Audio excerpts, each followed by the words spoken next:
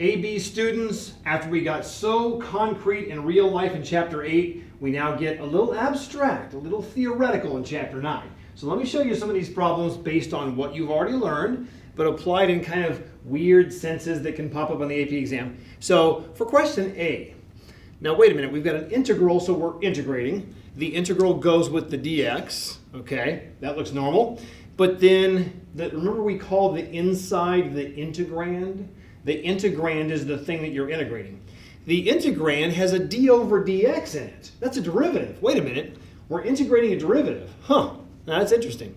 Oh, but you know what? When you integrate a derivative, shouldn't that take you back to the original function? That's the Fundamental Theorem of Calculus. In fact, this is actually known as Fundamental Theorem of Calculus version 1. All right, it's kind of the first fundamental theorem of calculus. There's a little twist on it later that's called the second fundamental theorem. So what is going on? I know that I'm integrating a derivative. Now, if you notice, from last chapter to this chapter, it's not dy over dx. Isn't it normally dy over dx? Wait a minute, what does y stand for anyway? Isn't y the original function? Oh, this is the original function. See, instead of dy dx, it's d sine of x cubed dx.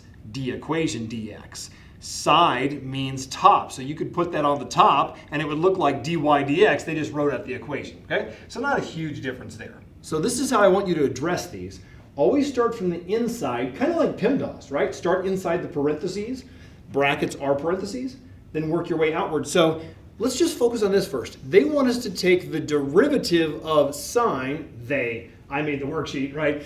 I want you to take the derivative of sine of x cubed with respect to dx. Now remember, with respect to dx, that just means x is the variable going through the derivative process. That's what dy dx means. Okay, the derivative of sine, let's try that out. Let's do that off to the side, actually. D over dx sine of x cubed. Do you remember the derivative of sine in the first semester?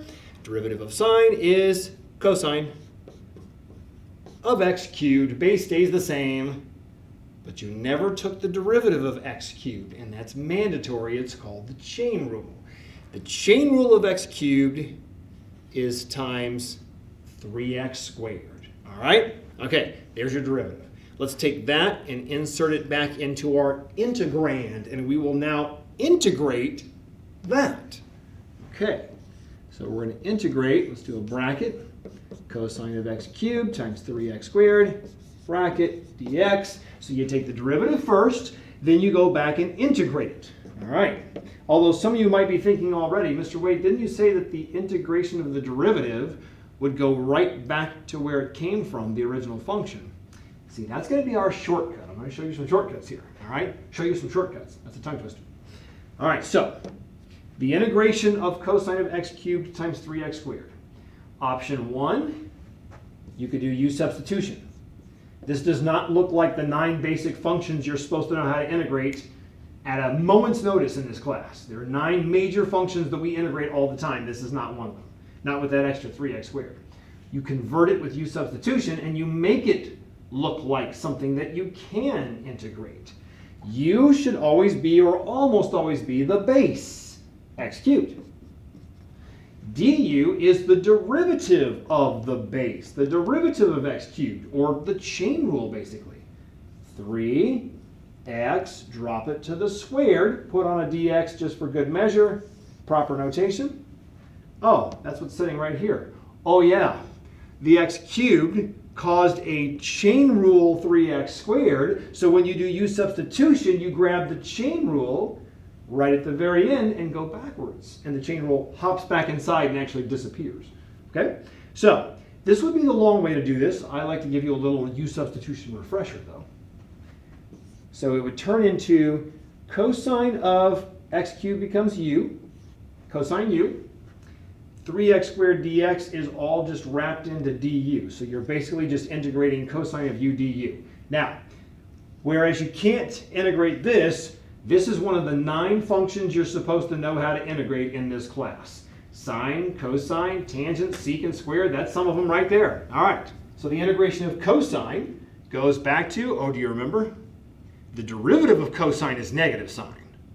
The integration of cosine is positive sign of u plus c. Don't forget that when you do an indefinite integral with no limits of integration, the numbers, indefinite integrals get a plus c. Okay? Never leave the u, change the u back into x cubed, and your final answer is sine of x cubed plus c. Now let's see if our theory held true and if we can do a shortcut in the future. Did it return to the original function? There it is right there. You took the derivative of it and then you integrated it right back. It should end up being the exact same thing, but with a plus c, you can't forget that. So yes, that is a fact. So now in letter B over here, we have a definite integral with limits of integration, all right? And we're going to do the same thing though. Wait a minute. It says take the derivative of secant of 2x first, but then go right back and integrate that. So let's do our new trick here, all right? So let's talk about this. We've never done the derivative of secant. That's not one of the 11 things you're supposed to know the derivative of in this class right now at this point. We'll get to it later. It's not ultra important. It's important in BC calculus. They just learned it for the first time, by the way, because it plays into something else. So eventually, maybe like in a Calc 2 class, you'll do it. We'll dabble in it a little bit here. All right, let's just pretend like we took the derivative. Because isn't the derivative and then the integration going to just take you right back to the beginning? So here's what we do. Pretend like you took the derivative of secant of 2x. Let's call it capital D for derivative, all right? Instead of f of x, we'll call it capital D for derivative. All right, what's the variable? The variable is x. So let's call it d of x. D of x shall represent the derivative of secant, whatever that is, we haven't learned it. You still have the integral. We haven't talked about that yet. And you still have the limits of integration. And you still have the dx from the end. Okay? All I did was pretend to take the derivative of secant of 2x. All right. So you pretend, and then you go right back and integrate the derivative. All right. By the so-called first fundamental theorem of calculus, Sir Isaac Newton in the 1600s defined a derivative as something that is the next step past the original function as far as motion goes, and then he defined integration as the thing that takes derivatives back to the original function. So he defined this a long time ago. So that's why we call it the fundamental theorem of calculus. That's what it's based upon. So the integration of the derivative shall return to the original function, secant of 2x. Normally you would put a plus c, but we have limits of integration. That's the time you don't put a plus c. You put a bar. We basically just ended up right back at the original function, and then you're just going to plug in the top minus bottom. Okay? This is pretty easy, right? If you think about it, it's pretty easy just to think that a derivative and then an integration should take you back to where you came from. Okay? And of course, you can even pretend, and then you still get the same answer. Now, we need to plug in top minus bottom. Plug in the top. Pi times 2 is 2 pi. Secant of 2 pi. All right, minus, plug in the bottom. Pi over 2 times 2, cross cancel the 2's, you get secant of pi. So if we could just figure out what secant of 2 pi minus secant of pi is, we're good. Now remember in this class, I want all the students to know from pre-calculus the graph of sine, the graph of cosine, and the graph of tangent. I don't really need you to know the graph of secant. That's not that big of a deal right now, okay? And most calculus students aren't even comfortable finding the secant of 2 pi, the secant of pi, the secant of pi over 2. This is all you have to remember. You don't have to know the secant of 2 pi. This is what you have to know. The secant in pre-calculus is the reciprocal of cosine. Secant is 1 over cosine of 2 pi, as you learned last year. Secant of pi is 1 over cosine of pi. All right? Now, you just have to know sine, cosine, tangent, and you don't have to worry about secant, cotangent. Remember all those? Okay. Just know your sine, cosine, tangent. Just tell me the cosine of 2 pi. Now, we all should have the cosine graph committed to memory by now. You've got a peak at the y-axis, valley, peak. Okay? You can always draw it out if it's not in your head. You can draw a little sketch if you need to. All right? Cosine of 2 pi. All right. Cosine of 0, peak, 1. Cosine of pi, valley, -1. Cosine of 2 pi, peak, 1. Cosine of 2 pi is a peak, it's 1. So that's 1 over 1. The cosine of pi is a valley, which is worth negative 1. And you end up getting 1 over 1 is 1, minus minus makes a plus, and 1 over 1 is 1. This problem is as easy as 1 plus 1. It's 2. Okay, it's a little harder than that, but at least in the end, it ends up pretty easy, right? Okay, yeah, elementary school students, they cannot do this, but you can, all right? It's just all theoretical, but it's the stuff we've talked about before. Okay, let's go back to the other board for letter C. And I know what you're thinking, because Mr. Waite, this is a college class. Challenge us. It's too easy. Oh, I'm so glad you were thinking that, because I was thinking the same thing. Let's do a challenge. So we moved the dy over dx thing outside the integral. That makes a slight difference. It's the same kind of theory, but there is a slight difference, and there is a place that many students miss it because they forget something that's so fundamental to this class, all right? And I'm not talking about the fundamental theorem of calculus either, but something that's so important. So this will be slightly more challenging, but not much. What does this mean? Where's the y? Where's the dy dx or dy dA?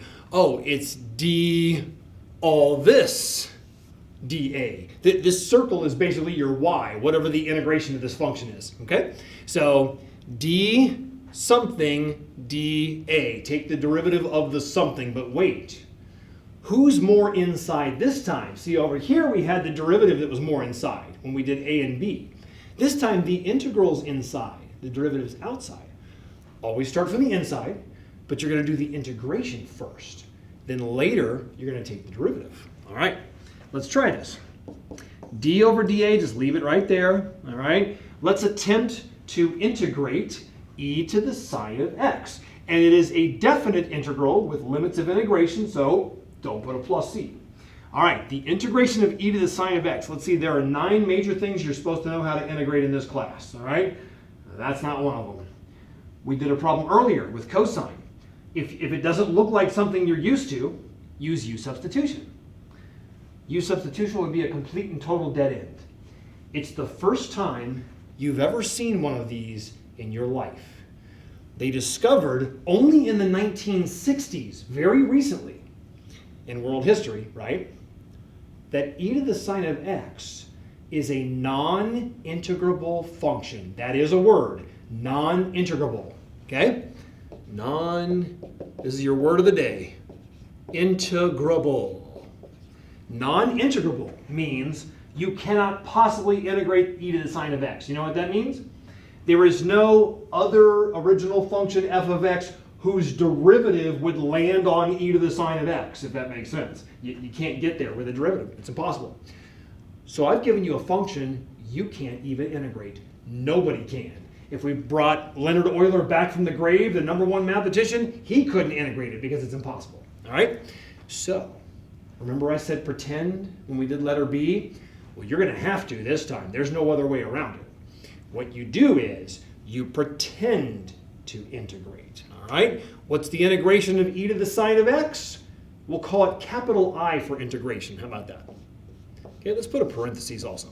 The integration of this function is, I don't know, something we can't express really. Capital I, we'll call it. What's the variable? X. See how it's e to the sine of x? A is not the variable here. Whatever's in the equation. It's I of x is the, we just integrated it, right? Not really, but pretend. Evaluated from a to a squared instead of putting your plus c. Okay? Now, before we get to the outer part, the derivative, plug in the top, plug in the bottom. Okay? Let's do this as an aside, actually. Let me pull this over here, because I really just want you to focus on this part and not be bothered by this d over dA. So, plug in the top, you would get I of a squared. Whatever the heck that is. We're getting really abstract now, aren't we? Right? Some of these are very abstract. Minus I of a. All right. Now, could they give you a non-integrable function on the AP exam? In this type of problem, they could, sure. They would never ask you to integrate that, but they could ask you to pretend to integrate it, absolutely. Now I want to take this, I want to put it back into the parentheses, and then put this outside. So d over dA of I of a squared minus I of a. All All right, so that was the pretend integration, top minus bottom. Now they want you to take the derivative of the integration with respect to a. With respect to a means a is the variable going through the process. Oh yeah, the variable changed from x to a. That's good, that makes sense then. They're all a's now. All right, here we go.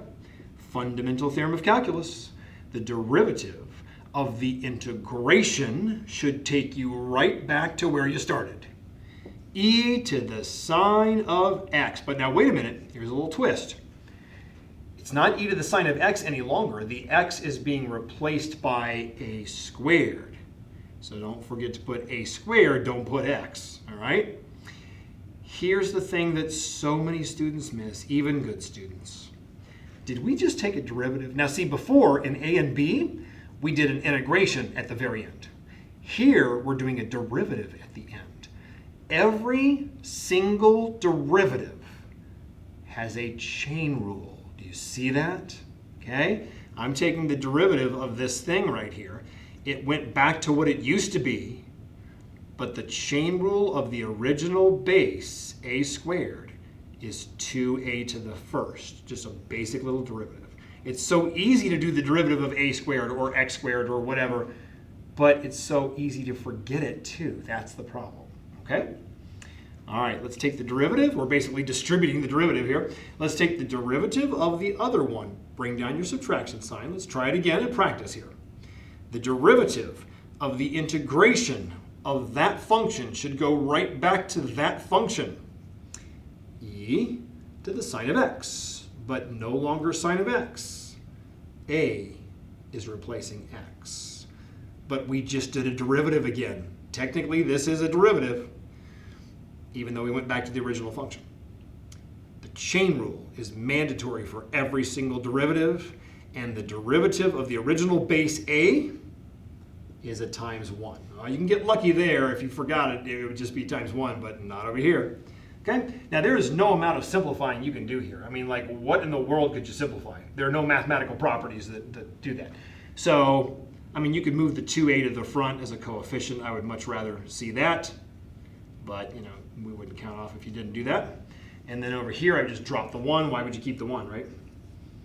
Okay, sine of a. And that's about all you can do. So you get some very abstract answers sometimes in Chapter 9. And that's okay. Just go with the flow. Abstract answers aren't scary. That just means you do less work because there's nothing to simplify. So let's see if we can practice this new skill and get better at it. We're going to go over here to D, very similar. The derivative's on the outside now. Okay? So dy dx, except for it's d all this over dp, okay, with respect to p. So p is going to be the end variable at the very end, but not yet, because right now it's x. So if you want to, now let's do what we did before. Let's even just take this box off to the side. If you just want to focus on the box first, let's do that. Okay, don't worry about the d over dp yet. So I need to integrate this function. Okay, the integration of tangent of e to the x. Lots of luck doing that one. That's, by the way, that's another non-integrable function. There is no integration of that. There is no function whose derivative happens to be tangent of e to the x. So, to integrate tangent of e to the x, we'll pretend the integration of that function we'll call capital I for integration. Well, we just integrated it, right? Not really. Good enough. I of what? The variable's x. Okay? Let the integration of tangent of e to the x be represented by I of x. Evaluated from p to natural log of p. All right? Only doing the box. Don't worry about the d over dp. Then don't we just plug in top minus bottom? I of natural log of p minus I of p. Okay, we just pretend integrated it and plugged in the limits of integration. This is going to go back into the box, and then we're going to do the derivative of it. Okay, d over dp of all that. Let's just plop that right in there. Put that right over there. Okay? Take the derivative of this. Basically distribute the derivative. Take, just like last time, take each derivative. Okay. By the Fundamental Theorem of Calculus, the derivative of the integration as defined by Sir Isaac Newton shall return to the original function, tangent of e to the x. except it's tangent of e to the, instead of x, natural log of p replaces x now, okay? All right, looks good to me. Nope, hold on, Mr. Wade. Wait a minute. Every derivative has a chain rule. We just took a derivative, technically. So you go back to the original base, not any kind of new base because sometimes they change on you. The original base, the derivative of natural log of p, the chain rule of natural log of p, is 1 over p. Remember that rule? Technically times the chain rule of p, so it's a double chain, but the chain rule of p is times 1, so don't worry about it. Okay? Times, all right. Bring down your subtraction sign. The derivative of the integration takes you back to the original integrand or function. Tangent of e to the x. But e to the no longer x, it's now e to the p. Times the mandatory chain rule, that's what students forget. A lot of students across America on the AP exam. You want to be one of the best students in America in calculus? Remember your chain rule every time you take a derivative. Chain rule of p is actually times 1, so you could forget it there and get lucky, but not over here. Okay?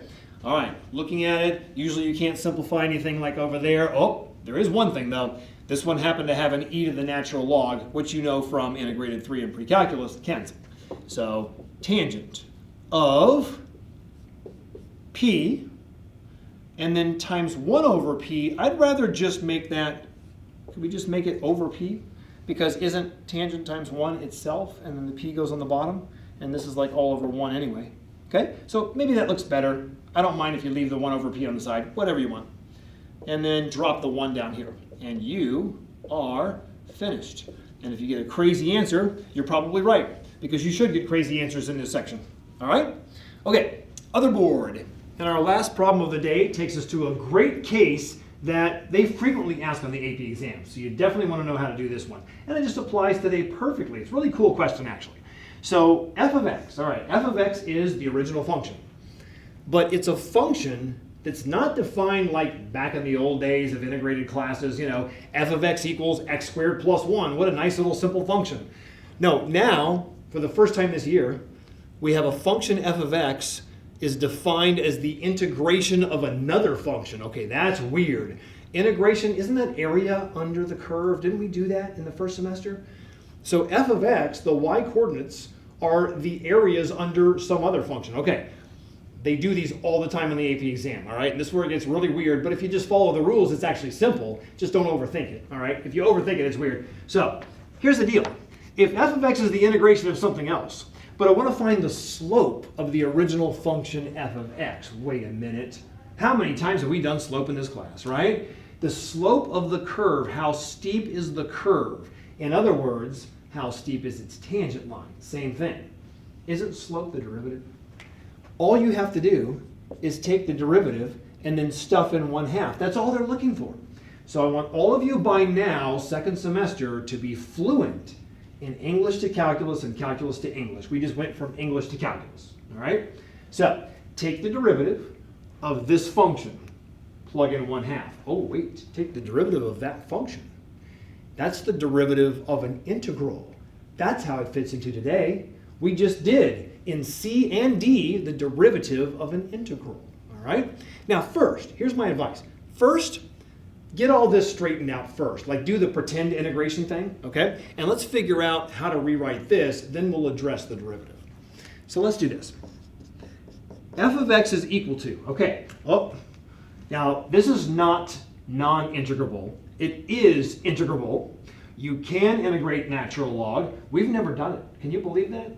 We've done the derivative of natural log a billion times. We've never integrated the natural log. It doesn't even come up until Calc 2, so that's a more advanced topic. So you don't know right now how to integrate natural log, okay? Nor do you need to know right now. But it does have an integral. Don't integrate it. Pretend. The integration of natural log of t is capital I, we'll call it, for integration. We integrated. What's the variable? T instead of x this time, so we'll call it I of t. Do I put a plus c if it's an indefinite integral? If it's a definite integral, no plus c, horizontal, vertical. Just keep going. I don't have time for outtakes today. I got a lot of lessons to record for you. Okay. Vertical line from 2 to 2x. All right. Don't we plug in top minus bottom? All right. Pretend integration of that. Plug in 2x minus I of 2. All right. We integrated it. Now wait. That's the original function written in a more clever way that I like to write to kind of help out my students. Now we just have to go to f prime.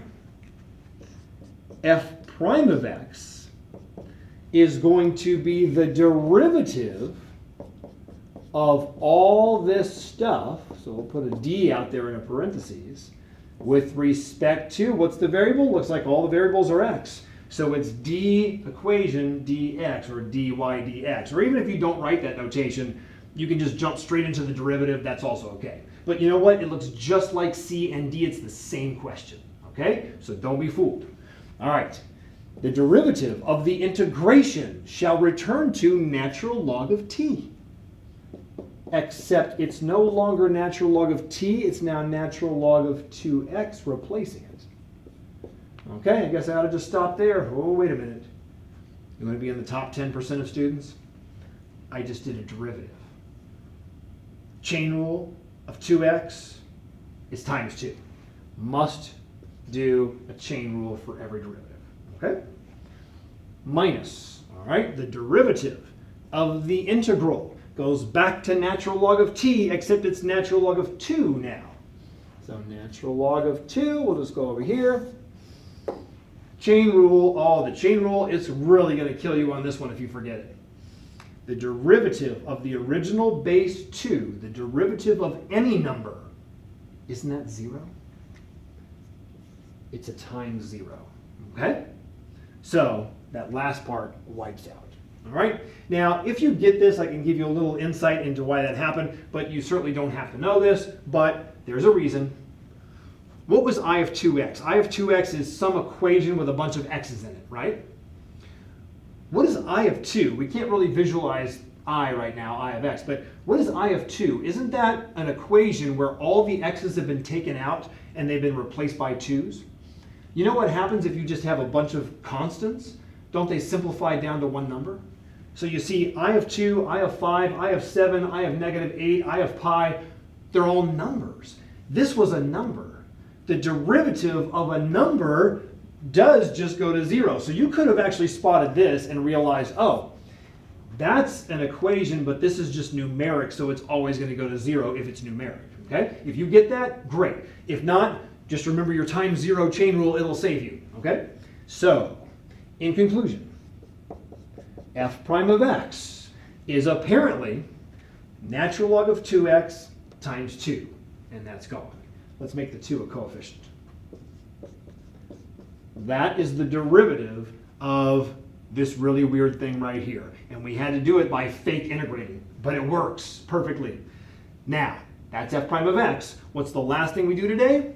F prime of 1/2. Plug it in. F prime of 1/2 is 2. Natural log of 2 times 1/2 is 1. Natural log of 1 is 0, and 0 times 2 is 0. Now, sometimes students get discouraged. We did all that work for 0. No, that's good. That's a good thing. Important things happen when the derivative is equal to 0. Remember, when you're at derivative 0, don't you get to a peak sometimes? Or you get to a valley sometimes? Or sometimes you have like the x cubed plateau, and you get a level tangent line. Level, that's a tangent line, right? Tangent slope. Level tangent slopes are very important in mathematics, okay? So that's fine that we got a 0. And if you ever circle a 0 in math, it makes a donut. Mr. Wade loves donuts and all food. Yeah, you can tell. All right, so go do your homework on 9-1, see if it makes sense. Should be very similar, all right? See you next time for 9-2. They call this version Fundamental Theorem. So right now, you don't know what the integration of, or sorry, you don't know what the derivative of. Still have dx from the end, okay? All I did was pretend to take the derivative